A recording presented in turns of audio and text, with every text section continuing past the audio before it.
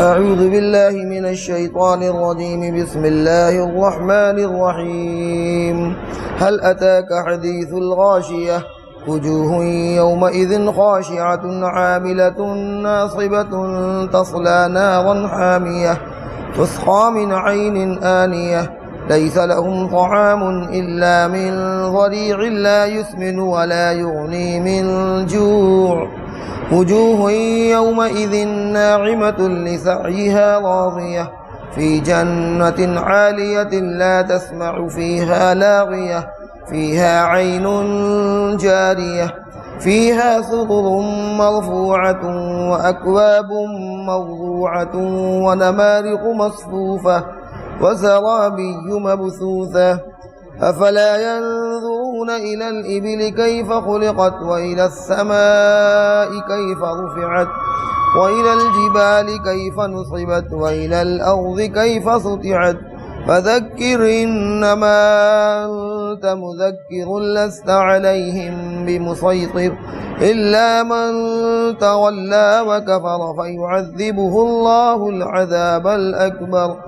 إن إلينا إيابهم ثم إن علينا حسابهم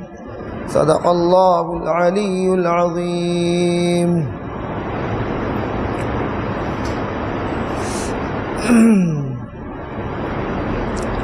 سورہ غاشیہ کی تلاوت سے اس وقت آپ حضرات محظوظ ہوئے. یہ مبارک سورت مکی دور میں ہجرت سے پہلے حضور صلی اللہ علیہ وسلم پر نازل ہوئی. ایک رکوع ہے، 26 آیتیں ہیں اس پوری سورت میں.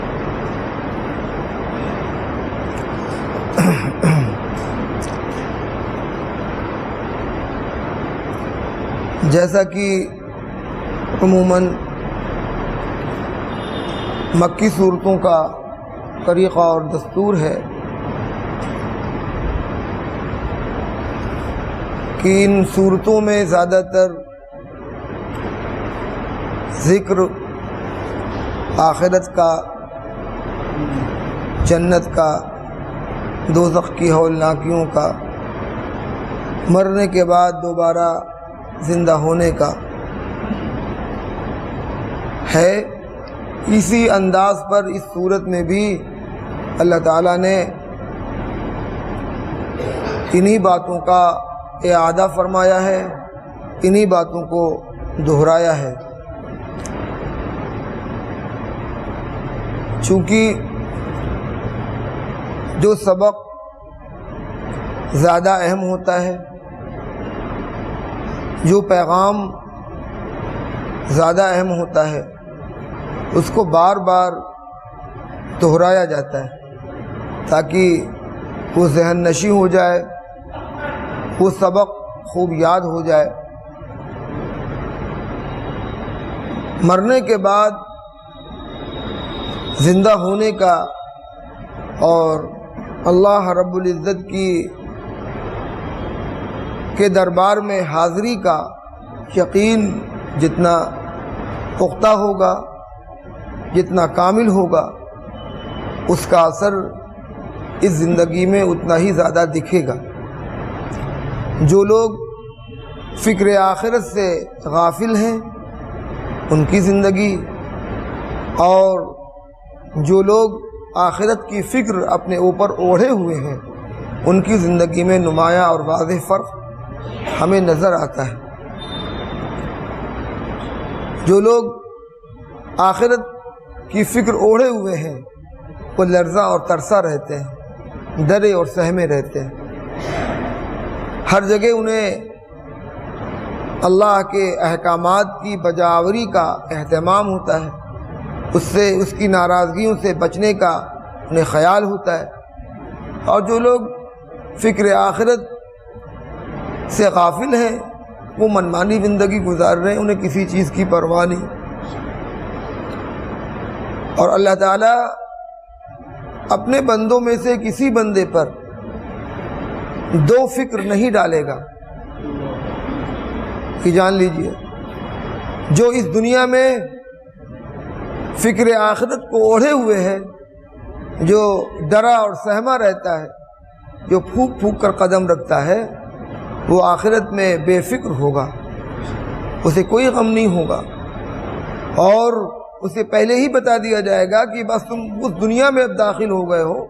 جہاں تمہیں کسی بات کا کوئی خوف اور اندیشہ نہیں ہے، اور اب تم اس دنیا میں آ گئے ہو جہاں پر تمہیں اللہ کی ناراضگی کا خطرہ نہیں ہے، تمہاری تو جنت کا داخلہ ہے، اللہ کی رضا، اس کی خوشنودی کا پروانہ تمہیں دیا جا رہا ہے۔ اور جو لوگ آخرت سے بے فکر اور بے پرواہ ہیں، ان کے لیے آخرت میں پہنچنے کے بعد غم ہی غم ہے، پریشانی ہی پریشانی ہے، ہر موڑ پر اور ہر قدم پر ان کے سامنے دشوار گزار گھاٹیاں ہوں گی۔ اس لیے اللہ رب العزت نے فکر آخرت والے سبق کو قرآن کی آیتوں میں اور قرآن کی صورتوں میں بار بار دہرایا ہے، بار بار دہرایا ہے۔ یہ تکرار اور یہ عادہ بے فائدہ اور بے سود نہیں ہے، بلکہ یہ ایسا اہم سبق ہے،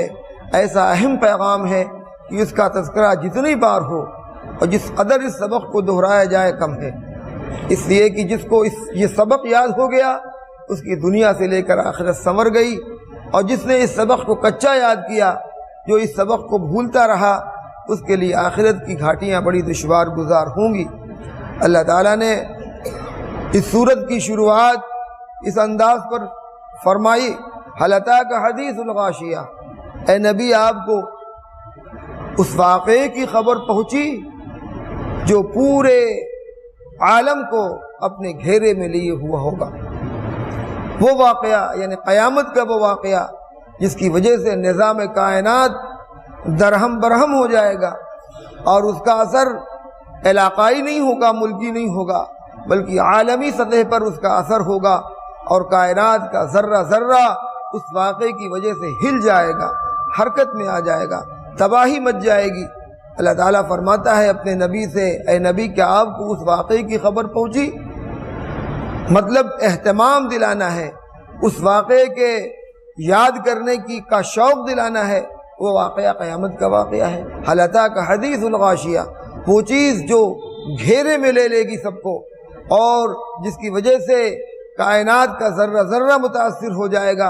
اور ہر مخلوق جس کی وجہ سے متاثر ہو جائے گی، نظام کائنات کو الٹ پلٹ دیا جائے گا، وہ قیامت کا واقعہ ہوگا۔ اور ظاہر ہے قیامت میں دو سور پھونکے جائیں گے، آپ جانتے ہیں۔ پہلے سور پر اللہ تعالیٰ سب کچھ ختم کر دے گا، سب ختم ہو جائے گا، سب فنا ہو جائیں گے۔ دوسرا سور جب پھونکا جائے گا تو پھر سے اللہ میاں جس کو زندہ کرنا چاہیں گے سب پھر سے زندہ کر دیں گے، اور سب کی حاضری ہوگی۔ جو مکلف مخلوقات ہیں انسانوں اور جناتوں کی، ان سے اللہ تعالیٰ اپنے احکامات کے سلسلے میں پوچھ گچھ کرے گا، ان سے سوال و جواب ہوگا، ان سے حساب کتاب ہوگا۔ اس وقت جو حالات ظاہر ہوں گے، اس وقت جو حالات نمودار ہوں گے، وہ دو طرح کے ہوں گے، بس دو ہی طرح کے لوگ دکھیں گے۔ اللہ تعالیٰ نے ان کی ایک جھلک دکھلائی ہے، فرمایا وجوہ یومئذ خاشعہ عاملۃ ناصبہ تصلی نارا حامیہ تسقی من عین آنیہ۔ اہل دوزخ کے حال بیان کیے جا رہے ہیں کہ اس دن کچھ چہرے ذلیل و رسوا ہوں گے، جن پر ذلت اور پھٹکار برس رہی ہوگی۔ عاملۃ ناصبہ، بالکل تھکے ماندے، خستہ حال، چور چور۔ آپ انتہا درجے کی محنت کر لیجئے، بہت زیادہ اپنی استطاعت اور اپنی طاقت سے بہت زیادہ محنت کر لیجئے، اس سے کہیں زیادہ تھکاوٹ اور اس سے کہیں زیادہ آدمی ذلیل و رسوا، انتہائی تکلیف دہ حالات، انتہائی ذلیل اور رسوا کر دینے والے حالات آپ کو اس دنیا میں درپیش ہوں، اس سے کہیں زیادہ آخرت کی وہ ذلت و رسوائی ہوگی جس کو اللہ تعالیٰ فرما رہا ہے عاملۃ ناصبہ، بالکل تھکے، اور وہ تھکاوٹ آگ کے پہاڑوں پر چڑھایا جا رہا ہے، توق اور زنجیر اور سلاسل گردنوں میں ڈالے جا رہے ہیں، اس کا بوجھ برائیاں جو ہیں وہ ان پر لادی جا رہی ہیں، کسی کا حق غصب کیا ہے، کسی کا حق مارا ہے، وہ سب کچھ ان پر لادا دیا جا رہا ہے۔ تو اس کی وجہ سے اس قدر چور چور ہو چکے ہوں گے، اس قدر پست ہو چکے ہوں گے کہ ان میں سکت باقی نہ رہے گی۔ اللہ تعالیٰ فرما رہا عاملۃ ناصبہ، بالکل تھکے اور چور چور ہوں گے۔ اور یہیں پر بس نہیں ہوگا، تصلیٰ نارا حامیہ، ان کا انجام تو یہ ہوگا کہ ان کو آتش سوزا میں، دہکتی ہوئی آگ میں داخل کیا جائے گا۔ ان کا انجام آتش سوزا یعنی دہکتی ہوئی آگ جس کی لپٹیں باہر آ رہی ہوں گی، اور وہ دوزخ جو شور مچا رہی ہوگی، حل من مزید کا وہ شور مچا رہی اور ہے، جس کا پیٹ کسی طرح بھر نہ رہا ہوگا، جس میں دوزخی ڈالے جا رہے ہوں گے، اور جس کی لپٹیں باہر نکل رہی ہوں گی، اور جس کی شعاؤں کو دیکھ کر لوگ لرزاں اور ترسا ہوں گے، رونگٹے کھڑے ہو جا رہے ہوں گے، اور بڑے بڑے نبی اور پیغمبر بھی یہ کہہ رہے ہوں گے اے اللہ میری جان بچائیے، اے اللہ میری جان بچائیے، سب لرزاں اور ترسا ہوں گے۔ اس جہنم میں لوگوں کو داخل کیا جا رہا ہوگا، کن کو؟ ان بد کردار لوگوں کو، ان بد اعمال لوگوں کو، جنہوں نے فکر آخرت سے لاپرواہی برتی، جنہوں نے آخرت کے سبق کو بھلا دیا، جو اللہ کی ملاقات کو جنہوں نے بھلا دیا تھا، ان کا یہ انجام ہوگا۔ اور یہی نہیں، وہاں پہنچنے کے بعد ان کو جو کچھ ملے گا، پانی بھی ملے گا وہ بھی عذاب، کھانا بھی ملے گا وہ بھی عذاب، رہنے سہنے کی جو چیزیں ہوں گی وہ بھی عذاب۔ جہنم میں تو ساری چیزیں صرف آگ ہی آگ ہے، آگ کے سوا وہاں پر کوئی چیز، پانی بھی انتہا درجے کا، ایسی گرماہٹ اس پانی کے اندر ہوگی کہ اس کا گھونٹ جاتے ہی پیٹ کی اتڑیاں نکل کر باہر آ جائیں گی، ایسا گرم کہ اس کی گرمی کو بیان کرنے کے لیے اس دنیا میں کوئی پیمانہ نہیں ہے، اتنی شدت اس پانی کی گرماہٹ کے اندر ہوگی۔ ظاہر ہے وہ جہنم کی آگ پر وہ پانی گرم کیا گیا ہوگا، جس طرح جہنم کی تپش اس آگ سے کہیں زیادہ ہے، اس کا ٹمپریچر کہیں زیادہ ہے، جس کو بیان کرنے کے لیے ہمارے پاس کوئی پیمانہ نہیں ہے کہ کس قدر زیادہ اس کا ٹمپریچر ہوگا۔ ظاہر ہے اس آگ پر جو پانی گرم کیا گیا ہوگا اس کا بھی ٹمپریچر ایسا ہی ہوگا۔ اللہ تعالیٰ فرمایا تسقیٰ من عین آنیہ، کھولتا ہوا پانی، جب وہ پانی چلائیں گے تو وہ کھولتا ہوا پانی ان کو دیا جائے گا۔ اور وہ پانی یہ نہیں ہے کہ پیے جائیں نہ پیئیں، وہ پانی تو پینا ہی پینا ہے، اختیار وہاں پر انسان کا سلب کر لیا گیا ہوگا۔ پانی آیا ہے تو چاہے وہ جتنا تکلیف دہ ہے اس پانی کو اندر اتارنا ہی اتارنا ہے۔ اللہ تعالیٰ نے جہنمیوں کو جو پانی دیا جائے گا، کہیں پر غسلین کہا، کہیں پر حمیم کہا،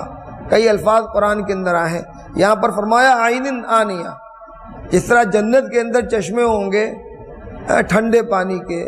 دودھ کے چشمے ہوں گے، دودھ کی نہریں ہوں گی، شہد کی نہریں ہوں گی، ویسے جہنم کے اندر بھی چشمہ ہوگا، اور اس چشمے سے کھولتا ہوا پانی نکل رہا ہوگا۔ وہ آگ، دوزخ کی آگ پر وہ گرم ہوا ہوگا اور وہ پانی نکل رہا ہوگا، جس کو قرآن کہتا ہے تسقیٰ من عین آنیہ، کھولتے ہوئے پانی کے چشمے سے ان کو پلایا جائے گا۔ اور چونکہ قرآن میں ان کے پانی کے لیے کئی لفظ آیا، غسلین کہا گیا، حمیم کہا گیا، اس لیے مفسرین فرماتے ہیں الگ الگ طبقات میں، جہنم کے بھی تو 7 طبقات ہیں، جنت کے 8 طبقات ہیں، جہنم کے 7 طبقات ہیں۔ تو جہنم کے جو 7 طبقات ہیں، ان طبقات کے اندر الگ الگ قسم کے لوگ ہوں گے۔ ہو سکتا ہے کہیں پر اللہ تعالیٰ وہ کھولتا ہوا پانی پلائے، کہیں پر غسلین دے، کہیں پر نار حامیہ دے، تو وہ پانی کی الگ الگ قسمیں ہیں، اس کی الگ الگ شدت ہوگی، جس درجے کا مجرم ہوگا اسی درجے کا پانی ان کو دیا جائے گا۔ اور اب کھانے کا حالف نہیں ہے ان کے، لیس لہم طعام الا من ضریع، کھانا جو ملے گا وہ ضریع ملے گا۔ ضریع کیا چیز ہے؟ مفسرین فرماتے ہیں ایک کانٹے دار وہ گھاس ہوگی جس کے اندر زہر ملا ہوا ہوگا، اس کانٹے دار درخت کے اندر کی گھاس میں زہر ملا ہوگا، اور وہ انتہائی بدبودار ہوگی۔ عرب کے ان جنگلات میں وہ گھاس دکھتی تھی، ضریع جس کو قرآن نے کہا ہے، تو وہ ایسی گھاس ہوتی تھی کہ جانور اس کے قریب نہیں پھٹکتے تھے، اتنی تکلیف دہ گھاس ہوتی تھی کہ اس کو کوئی جانور کھانے نہیں چاہتا تھا، بلکہ اس کے قریب نہیں جاتے تھے، دور سے ہی وہ گھاس بدبو کرتی تھی۔ اللہ تعالیٰ فرما رہا ہے ان کو، ان جہنمیوں کو ضریع ملے گا، وہ کانٹے دار درخت، وہ کانٹے دار گھاس، جو یہ نہیں کہ نہ کھائیں۔ جیسے دنیا میں آدمی کوئی چیز نہیں اچھی لگتی نہیں کھاتا، بھوک لگی ہے تب بھی کھانا پسند نہیں آیا نہیں کھائیں گے، پانی پسند نہیں آیا نہیں پئیں گے۔ لیکن جہنم کے اندر انسان کا اختیار سلب کر لیا جائے گا۔ اگر کھولتے ہوئے پانی سے پانی نکال کر دیا گیا تو وہ پانی پینا ہے، اگر زری آ گیا کھانے کے لیے تو وہ زری کھانا ہی کھانا ہے، اور اس سے اللہ تعالیٰ فرما رہا ہے لا یسمن ولا یغنی من جوع، نہ اس سے ان کی صحت بنے گی اور نہ اس سے ان کی بھوک دفع ہوگی۔ وہ ایسا کھانا ہوگا کہ نہ انسان کے جسم کو قوت پہنچائے گا اور نہ اس سے ان کی بھوک ہی دفع ہوگی۔ یہ ذکر ہے کس کا؟ ان لوگوں کا جو فکر آخرت سے غافل ہے۔ اسی لیے اللہ رب العزت آخرت کا سبق بار بار ہمیں سناتا ہے، اس لیے کہ جس نے آخرت کا سبق بھلا دیا وہ بہت ہی برے انجام سے دوچار ہوگا، جس کو ہم اپنے الفاظ میں بیان نہیں کر سکتے، جس کی برائی کا ہم تصور نہیں کر سکتے کہ کن تکلیفوں سے ہمیں دوچار ہونا پڑے گا۔ لیکن جو اپنے اوپر فکر آخرت اوڑھے رہا، دیکھیے ایک ہے کسی چیز کو اپنے اوپر اوڑھ لینا اور ایک ہے سرسری طور پر آدمی کوئی چیز سوچ لے۔ آخرت ایک ایسی چیز ہے کہ اس کو اپنے اوپر اوڑھنا ہے۔ جیسے کہیں پر آپ کو کوئی سفر درپیش ہو، ایک سفر آپ کو اہم سفر ہے، آپ کو باہر جانا ہے، تو ظاہر ہے سب کچھ کرتے ہوئے، سب کے بیچ میں رہتے ہوئے، کھاتے پیتے، اٹھتے بیٹھتے، پہنتے اور سوتے، ہر کام کرتے ہوئے آپ کے اوپر وہ فکر رہے گی۔ کھانا کھا رہے ہیں، ٹھیک ہے، بھوک لگی کھانا کھا رہے ہیں، پیاس لگی ہے پانی پی رہے ہیں، بیوی بچوں سے بات چیت کر رہے ہیں، لیکن جو اصل فکر ہے کہ ہم کو ایک ہفتے کے بعد باہر جانا ہے، اپنا گھر چھوڑنا ہے، اپنے بچوں کو چھوڑنا ہے، وہاں جا کر رہنا ہے، وہ فکر آپ پر غالب ہے۔ اس فکر کو آپ بھلا نہیں پا رہے ہیں، سب کچھ کرتے ہوئے بھی اس فکر کو آپ بھلا نہیں پا رہے ہیں۔ اپنی دکان پر ہیں، اپنے بچوں میں ہیں، بازار میں، وہ فکر ہے آپ کو یاد کیے ہیں، اس سے غافل نہیں ہے، اس کی تیاری سے غافل نہیں ہے، ہر وقت اس کی تیاری میں کوئی ضروری چیزیں چھوٹ نہ جائیں۔ یہی حال آخرت کا ہے۔ اللہ تعالیٰ یہ نہیں کہتا کہ فکر آخرت کا مطلب یہ ہے کہ تم اپنی دکانوں میں تالا لگا دو، اپنی بیوی بچوں کو چھوڑ دو، اپنا کاروبار چھوڑ دو، یہ اللہ نہیں فرما رہا ہے۔ اللہ تعالیٰ یہ فرما رہا ہے کہ آخرت کی فکر کو تم اپنے اوپر اوڑھ لو۔ جب تم آخرت کی فکر کو اوڑھ لو گے تو تم کھانا کھاؤ گے تب بھی آخرت سے تمہارا تعلق باقی رہے گا، تم پانی پیو گے تب بھی تمہیں آخرت یاد رہے گی کہ اللہ تعالیٰ ایک دن وہ لانے والا ہے، یہ پانی نصیب نہیں ہوگا اگر اپنے رب کا حکم بھلا دیا۔ اپنی بیوی بچوں کے ساتھ ہیں آپ، لیکن اگر آپ کو آپ کی اپنی آخرت یاد ہے تو آپ کو یہ بات یاد رہے گی کہ ایک دن وہ آئے گا کہ اس دن یہ میرے بچے میرے کام نہیں آئیں گے، میری بیوی میرے کام نہیں آئے گی، میرا کنبہ میرے کام نہیں آئے گا، میرے اعمال میرے کام آئیں گے۔ اللہ کا جو حکم ہم پورا کر رہے ہیں وہ ہمارے لیے مفید و کارآمد ہوگا، باقی یہ ساری چیزیں دنیا میں چھوٹ جائیں گی۔ اس فکر اس کو کہتے ہیں اوڑھنا اپنے اوپر۔ اللہ تعالیٰ یہی مطالبہ اپنے بندوں سے کر رہا ہے کہ تم آخرت کی فکر کو اپنے اوپر اوڑھ لو، بالکل اپنے اوپر مسلط کر لو، اور جو چیز مسلط ہو جاتی ہے آدمی اس سے غافل نہیں ہوتا۔ اب اہل جنت کا حال سنیے جو اب آخرت کی فکر اوڑھے ہوئے ہیں، اہل جنت کا حال سنیے۔ اللہ تعالیٰ فرما رہا ہے وجوہ یومئذ ناعمہ لسعیہا راضیہ فی جنت عالیہ، کچھ چہرے اس دن وہ ہوں گے جو بالکل تر و تازہ ہوں گے، بالکل حشاش بشاش۔ ان کو کس بات کی فکر ہوگی؟ اس لیے کہ ان کے لیے تو نور کے ممبر لگے ہوں گے، ان کو اللہ تعالیٰ عرش کا سایہ دے رہا ہوگا، اور ان کے استقبال میں فرشتے کھڑے ہوں گے، اور ان کو فرشتے دلاسا دلا رہے ہوں گے، تو ان کو کس بات کا غم ہوگا؟ وہ تو اپنے رب کی رضا اور خوشنودی کا پروانہ پا چکے ہوں گے، ان کو جنت کا ٹکٹ دیا جا چکا ہوگا اور ٹوکن مل چکا ہوگا کہ تمہیں جنت میں داخل ہونا ہے، بس تھوڑا سا انتظار کر لو۔ ویٹنگ روم کے اندر ان کو بٹھا دیا جائے گا۔ اللہ تعالیٰ فرما رہا ہے وجوہ یومئذ ناعمہ،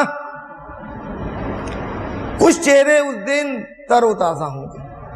کچھ چہرے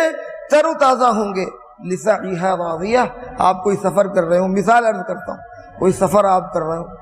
اور آپ کو جہاں جانا ہے وہاں تک کے حالات آپ کو پتہ ہوں کہ ہم کو جس جہاز سے جانا ہے وہ اس جہاز کا ٹکٹ کنفرم ہے، آرام دہ سیٹیں ہیں، جہاز کے اندر ہر طرح کی سہولیات فراہم ہے، جہاں پر ہم جا رہے ہیں وہاں پر استقبال کے لیے لوگ موجود ہیں،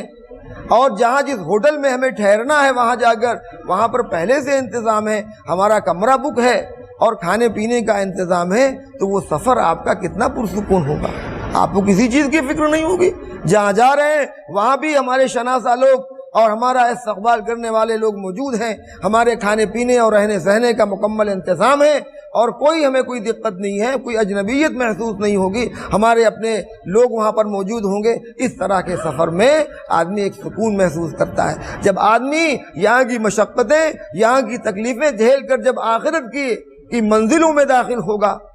آخرت کی، اور ظاہر پہلی منزل قبر ہوگی، پہلی منزل آخرت کی قبر ہوگی، وہیں پر اندازہ ہو جائے گا کہ سفر ہمارا پرسکون ہے کہ بے سکونی کا سفر ہے۔ قبر میں پہنچتے ہی اندازہ ہو جائے گا کہ نہیں جتنی منازل ہیں سب پرسکون ہوں گی۔ تو اللہ تعالیٰ فرما رہا ہے کچھ چہرے تر و تازہ، حشاش و بشاش لسعیہا راضیہ، اپنی کوشش پر خوش ہوں گے، جو کچھ دنیا میں انہوں نے کیا ہوگا اپنی کوشش پر خوش ہوں گے۔ دیکھیے بہت سے لوگ دنیا میں ایسے ہیں جن کا مقصد صحیح ہے، اپنے رب کی رضا و خوشنودی چاہتے ہیں، اپنے مالک کو خوش کرنا چاہتے ہیں، لیکن طریقے ان کے مشرکانہ اور باطل ہیں، اس لیے ان کی کوئی کوشش قیامت میں برابر نہیں ہوگی۔ اگر طریقے مشرکانہ ہوں گے، جاہلانہ ہوں گے، باطل ہوں گے، تو چاہے آدمی اپنے آپ کو فنا کیوں نہ کر ڈالے۔ ملک شام میں حضرت عمر رضی اللہ عنہ تشریف لے گئے، حضرت حسن بصری نے اس روایت کو نقل کیا ہے، وہ گئے تو ایک راہب، ایک پادری آیا اور بالکل خشک ہو چکا تھا، اتنی محنت مشقت عیسائیوں میں، اور جو جوگی ہوگی ہوتے ہیں، سادھو وادھو ہوتے ہیں، بڑے بڑی ریاضتیں، بڑے بڑے مجاہدے کرتے ہیں۔ اسلام تو بہت سادہ مذہب ہے، اسلام نے تو اس کی اجازت ہی نہیں دی کہ اپنے جسم کو تکلیف پہنچاؤ، اس لیے کہ ہمارے نبی نے تو فرما دیا کہ ان علیک لجسدک علیک حقا، تم پر تمہارے جسم کا حق ہے، تمہاری آنکھوں کا حق ہے، جب تک آنکھیں کام کریں، جب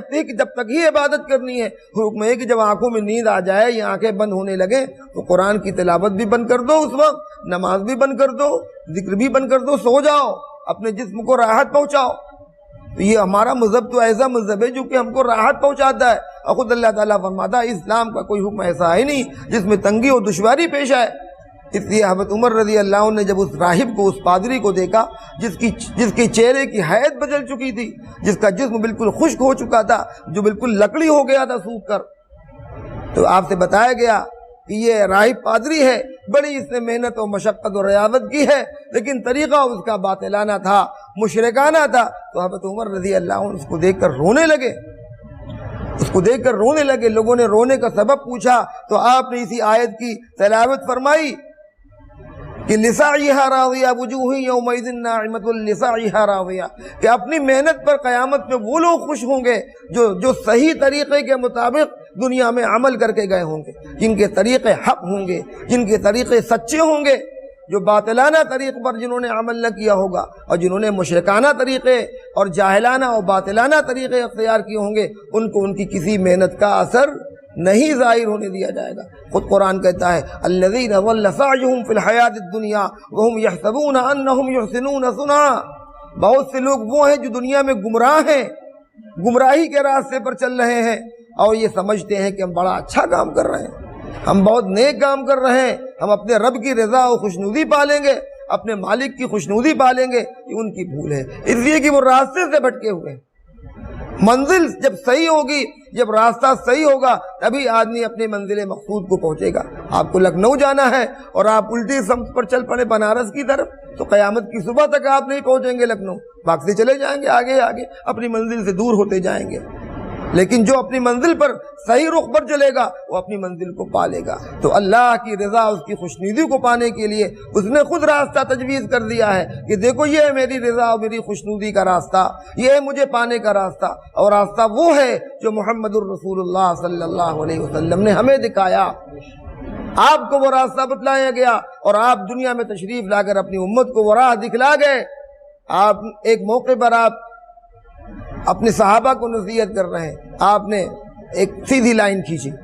خط مستقیم، اور اس کے ارد گرد بہت سی اس طرح آپ نے خطوط بنائے، اور جو سیدھی لائن تھی اس کو فرمایا ھذا صراطی مستقیما، یہ میرا سیدھا راستہ ہے،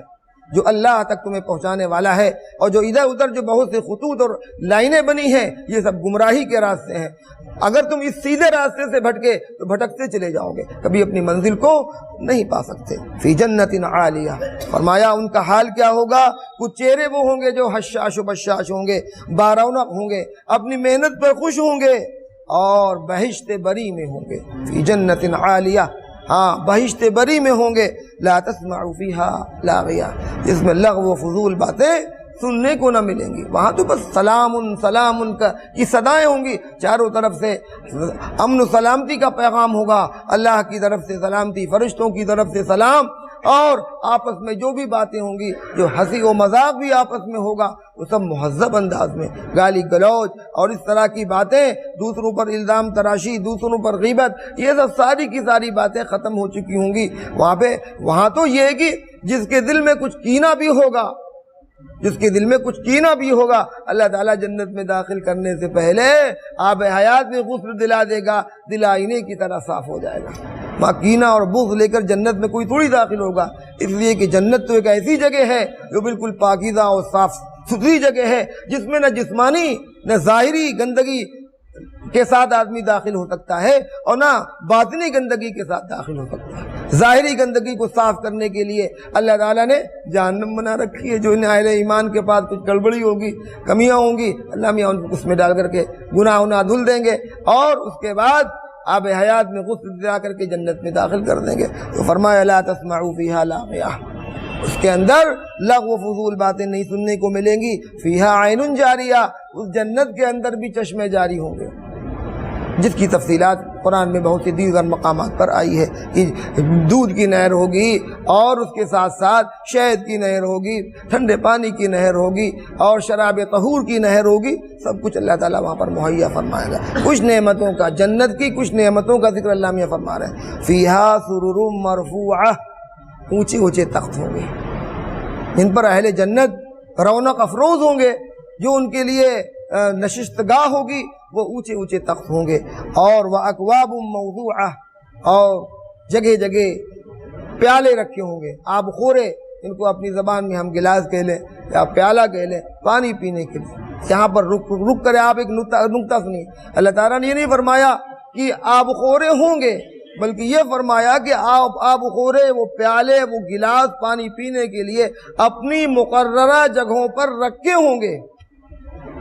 معاشرت کا ایک ادب قرآن نے یہاں پر ہم کو بتلایا۔ معاشرت کا ادب کیا ہے کہ گھر کے اندر یا جہاں پر کچھ لوگ رہ رہے ہیں، وہاں پر جو استعمالی چیزیں ہیں، جو سب کے استعمال میں آ رہی ہیں، اس کی ایک جگہ مقرر ہونی چاہیے، تاکہ ہر آدمی وہاں سے اس سامان کو لے سکے، اس کو استعمال کر سکے، اور بلا ضرورت اس سامان کو وہاں سے ہٹایا نہ جائے۔ آپ کا ایک گھر ہے، وہاں پر لوٹا رکھنے کی ایک جگہ مقرر ہے، صابندانی رکھنے کی جگہ مقرر ہے، واش بیسن بنا ہوا ہے، اس پر صابندانی رکھی ہے، اس پر لوٹا رکھا ہے، تولیہ رکھی ہوئی ہے، جس پر گھر کے لوگ اس کو استعمال کر رہے ہیں۔ اس کی اگر ایک جگہ مقرر ہو گئی ہے تو گھر کے سبھی افراد کو اس کا خیال کرنا چاہیے کہ وہ اسی جگہ پر رہے۔ بچوں کو یہ بات سکھلانی چاہیے، بچوں میں شعور کم ہوتا ہے، بچے نہیں سمجھتے، اٹھا کے لے گئے صابندانی کہیں رکھا ہے، اب اگلا آدمی آیا تو وہ ڈھونڈ رہا ہے، تولیہ ڈھونڈ رہا ہے اور سامان ڈھونڈ رہا ہے، بھئی لوٹا کیا ہو گیا، غائب ہو گیا۔ تو یہ وہ ادب کی چیز ہے جس پر عمل نہ کرنے کی وجہ سے گھر کے سارے لوگوں کو تکلیف پہنچتی ہے۔ دیکھ رہے جنت کا حسن اللہ تعالیٰ نے اس طور پر بیان فرمایا کہ جنت میں جو پینے کے جو گلاس یا پیالے ہوں گے، ان کی جگہ مقرر ہوگی، اور وہاں پر جنتی وہیں پر رکھا رہے گا، وہیں سے پانی پیئیں گے، پانی بھی موجود ہوگا، وہیں سے پانی پیئیں گے، وہیں پر رکھ دیں گے۔ یہ جنت کا ادب ہے۔ اور کیا ہوگا؟ وَنَمَارِقُ مَصْفُوفَةٌ، وہ جو تخت ہوں گے اونچے اونچے، ایسے خالی تھوڑی ہوں گے، اللہ تعالیٰ فرمایا اس پر برابر سے گدے بچھے ہوں گے، ان تختوں پر موٹے موٹے گدے بچھے ہوں گے۔ وَزَرَابِيُّ مَبْثُوثَةٌ، چاروں طرف عمدہ قسم کی قالینیں پھیلی ہوں گی۔ جنت کے فرش کو یوں ہی نہ چھوڑ دیا جائے گا، جبکہ جنت کا فرش بھی دنیا کے فرش کی طرح نہ ہوگا، بلکہ وہاں کے بارے میں بتلایا گیا کہ وہاں کا فرش بھی زعفران ہوگا، وہاں کی اینٹیں سونے اور چاندی کی ہوں گی، وہاں کے فرشوں پر کیا کچھ لگا ہوگا اس کو بیان کرنے کے لیے ہمارے پاس الفاظ ہی نہیں ہے، اس لیے کہ اس تصویر کو ہم آپ کے سامنے کھینچ ہی نہیں سکتے۔ کہ وہاں پر کیا کچھ ہوگا، لیکن بہرحال جنت کے اس فرش پر اللہ تعالیٰ اہل جنت کے لیے قیمتی قسم کی قالینیں بچھوا دے گا۔ جب دل چاہے فرش پر لیٹ کر آرام کریں، جب دل چاہے اپنے تختوں پر لیٹ کر آرام کریں، یہ وہاں پر جنت کا حال ہے۔ دیکھ رہے ہیں جنت میں جس قدر راحت و آرام ہے، ویسے ہی دوزخ کے اندر فی قدر تکلیف و پریشانیاں ہیں۔ اب آگے جنت کا اور دوزخ کا ایک ہلکا تذکرہ، ہلکی جھلک اللہ میاں نے دکھلائی، تفصیلات تو بہت ہیں جو قرآن میں پھیلی ہوئی ہیں۔ اب آگے اللہ تعالیٰ نے پھر سبق کو دہرایا، افلا ينظرون الى الابل کیف خلقت۔ ان تمام تفصیلات کو سننے کے بعد جو ہر درم تھے وہ نہیں مانتے تھے۔ عرب جاہل کہتے تھے ارے قرآن کہہ رہا ہے کہ ذری ملے گا جہنم میں، اور ذری سے جو نہ جسم فربا ہوگا اور نہ بھوک مٹے گی۔ ارے ہمارے اونٹ تو ذری کھا کر موٹے ہو رہے ہیں۔ وہاں کے جاہل کیا کہتے تھے؟ اللہ میاں کہہ رہے ہیں ذری دیں گے، ہمارے اونٹ تو ذری کھا کر موٹے ہو رہے ہیں۔ اونٹ تو ایک بہت ہی سمجھیے بہت عاجز اور مسکین جانور ہے، اسی لیے اللہ تعالیٰ نے قرآن میں یہاں پر اور جانوروں کو چھوڑ کر صرف اونٹ کا تذکرہ کیا ہے۔ ان کو سمجھایا گیا کہ تم دنیا کے ذریعے کو دوزخ کے ذریعے پر قیاس کر رہے ہو، دوزخ کا ذریعہ تو اس حساب سے ہوگا جو آگ کے اندر پل رہا ہوگا اور آگ کے اندر پیدا ہوا ہوگا، اور اس کی نشو و نما آگ ہی کے اندر ہو رہی ہوگی، اس پر تم اس کو قیاس مت کرو۔ اگر دنیا میں تمہارے اونٹ ذری کھا رہے ہیں تو تم جہنم کے اس ذری پر اس کو قیاس کر رہے ہو۔ اور اللہ تعالیٰ نے فرمایا اے لوگو، اے عرب کے بادیہ نشیں اور عرب کے بدو، افلا ينظرون الى الابل کیف خلقت، کیا کبھی تم نے اپنے ان اونٹوں کو نہیں دیکھا جن کو اللہ نے عجیب انداز سے پیدا کیا؟ یہاں پر گھوڑے کا تذکرہ ہے، نہ ہاتھی کا تذکرہ ہے، اور نہ کسی اور جانور کا تذکرہ ہے۔ اونٹ بڑی خصوصیات اپنے اندر رکھتا ہے۔ اونٹ اتنا عاجز و مسکین جانور ہے کہ ایک معمولی بچہ بھی اس کی نکیل پکڑ کر جہاں چاہے لے کے چلا جائے۔ اور اس کے علاوہ اونٹ ایک ایسا جانور ہے جو رات میں سفر کرنے کا عادی ہے، کیونکہ دن میں دھوپ کی شدت رہتی تھی، رات میں قافلے رک جاتے تھے، رات میں دن میں سفر نہیں ہوتا تھا، رات کا انتظار ہوتا تھا۔ تو ایک اونٹ ایک ایسا جانور ہے جو رات بھر چلتا تھا اپنے قافلوں کو لے کر، جب صبح ہوتی تھی جو دھوپ نکلتی تھی پھر لوگ رک جاتے تھے۔ یہ اونٹ کے اندر خصوصیت ہے، اور جانوروں میں یہ طاقت نہیں ہے، وہ رات بھر سفر نہیں کر سکتے، دن میں تو سفر کریں گے لیکن رات میں ان کو آرام چاہیے۔ اور اس کے علاوہ اونٹ ایک ایسا جانور ہے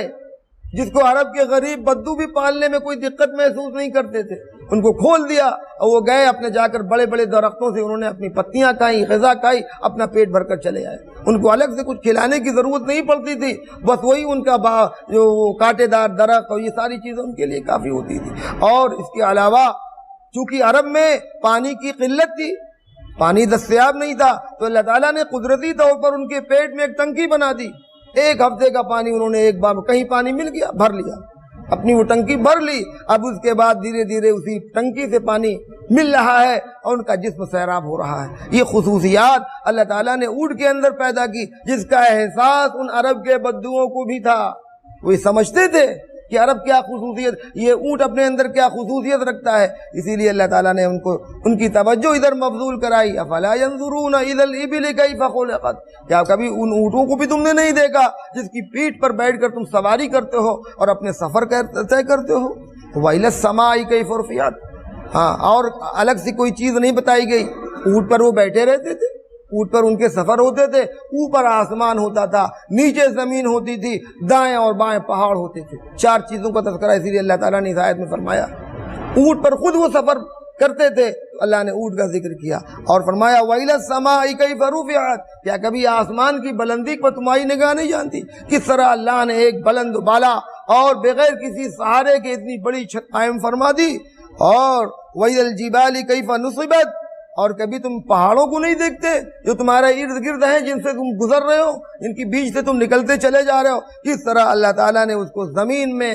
گاڑ دیا ہے، میخ بنا کر گاڑ دیا ہے۔ وَإِلَى الْأَرْضِ كَيْفَ سُطِحَتْ، اور کبھی زمین پر بھی تمہاری نگاہ نہیں پڑی کہ اللہ تعالیٰ نے کس طرح اس کو پھیلا دیا ہے۔ زمین پھیلائی گئی اور اس پر پہاڑوں کو گاڑا گیا، اور اللہ تعالیٰ نے تمہارے سائے کے لیے آسمان بنایا، اور تمہاری سواری کے لیے اللہ تعالیٰ نے اونٹ پیدا فرما دیے۔ یہ خدا کی بڑی بڑی قدرت کی نشانیاں تمہارے سامنے ہیں، اس کے باوجود تمہیں خدا نہیں دکھ رہا ہے اور خدا کی وحدانیت تمہیں نہیں دکھ رہی ہے۔ فذکر انما انت مذکر، اللہ تعالیٰ فرما رہا ہے نبی آپ نصیحت کریے، یہ بہت جاہل ہیں اور بہت بد دماغ ہیں، بس آپ نصیحت کریے، نصیحت کرتے رہیے، نصیحت سے آپ باز نہ آئیے، مانے یا نہ مانے نصیحت کا اثر ظاہر ہوگا، آپ ہی جان لیجئے دعوت کا اثر ظاہر ہوگا۔ کسی بھی موقع پر اللہ نے اپنے نبی کو دعوت سے نہیں روکا، یہ نہیں فرمایا گیا کہ جو ہے آپ دعوت نہ دیجیے، دعوت دیتے رہیے مانے یا نہ مانے، اس لیے کہ دعوت کا اثر تو ظاہر ہی ہونا ہے۔ بظاہر یہ لگتا ہے کہ ہماری محنت کا کوئی اثر ظاہر نہیں ہوا، یہ تو بھول ہے ہماری، یہ بھول ہے ہماری، آدمی محنت کسی پر کرتا ہے اور اثر کسی پر ظاہر ہوتا ہے، یہ اللہ رب العزت کی قدرت کا کرشمہ ہے۔ فرمایا فذکر، آپ نصیحت کریے، انما انت مذکر، آپ نصیحت کرنے والے ہیں، لست علیہم بمسیطر، اور آپ کو ان کے اوپر داروغہ بنا کر مسلط نہیں کیا گیا، آپ زبردستی ان کو ہدایت دے بھی نہیں کر سکتے، الا من تولی وکفر، ہاں جس شخص نے روگردانی کی اور کفر کیا، ایسے لوگوں کے لیے فَيُعَذِّبُهُ اللَّهُ الْعَذَابَ الْأَكْبَرَ، اللہ تعالیٰ نے عذاب اکبر بنا رکھا، دوزخ کے اس عذاب کو اللہ نے عذاب اکبر کہا۔ اِنَّ إِلَيْنَا إِيَابَهُمْ، اور بے شک ہماری ہی طرف ان کو لوٹ کر آنا ہے، سب کو خدا ہی کی طرف لوٹ کر جانا ہے۔ ثُمَّ إِنَّ عَلَيْنَا حِسَابَهُمْ، پھر ہمارے ذمے ان کا حساب لینا ہے۔ اللہ تعالیٰ میں ان باتوں کی سمجھ عطا فرمائے، عمل کی توفیق عطا فرمائے۔ اللهم رب صل وسلم دائما ابدا على حبيبك خير الخلق كلهم، ربنا آتنا في الدنيا حسنة وفي الآخرة حسنة وقنا عذاب النار، ربنا هب لنا من أزواجنا وذرياتنا قرة أعين واجعلنا للمتقين إماما، اللهم وفقنا لما تحب وترضى من القول والفعل والنية والهدى إنك على كل شيء قدير، رب اغفر وارحم وأنت خير الراحمين، يا حي يا قيوم برحمتك نستغيث، رب ارحمهما کما ربیانی صغیرا۔ اے اللہ اپنی رحمت سے، اپنے کرم سے، اپنے فضل سے ہماری اس مجلس کو اے اللہ قبول فرما، حاضرین مجلس کو قبول فرما، سننے والوں کو بھی قبول فرما اور کہنے والے کو بھی قبول فرما، ہم سب کو اے اللہ فکر آخرت نصیب فرما، ہم سب کو فکر آخرت نصیب فرما، اپنے احکامات کی بجاوری کی ہمیں توفیق عطا فرما، اپنی رحمت سے، اپنے فضل سے، اپنے فرما بردار بندوں میں ہمیں شامل فرما۔ اے اللہ ہم بہت کمزور ہیں، نحیف و ناتواں ہیں، اے اللہ ہمارا عمل تو اس قابل نہیں کہ ہم فرما برداروں میں شامل ہو سکیں، اے میرے رب، لیکن آپ کی رحمت بہت وسیع ہے اور آپ بڑے کریم ہیں، اے اللہ مغفرت والے ہیں، اے اللہ ہم سب کو اپنی رحمت سے اپنے نیک بندوں میں شامل فرما، ہماری اس ٹوٹی پھوٹی محنت کو قبول فرما، ہمارے بچوں کو نیک صالح بنا، اے اللہ مریضان امت کو شفا یاب فرما، مرحومین امت کی مغفرت فرما۔ ابھی حال ہی میں ہمارے ایک عزیز کا انتقال ہوا، اے اللہ ان کی مغفرت فرما، ان کے معصوم بچوں اور ان کی بیوہ بیوی کو اے اللہ سہارا عطا فرما، اے اللہ اپنے کرم کا فضل کا معاملہ فرما۔ صلی اللہ تعالی علی خیر خلقہ سیدنا محمد و آلہ و اصحابہ اجمعین۔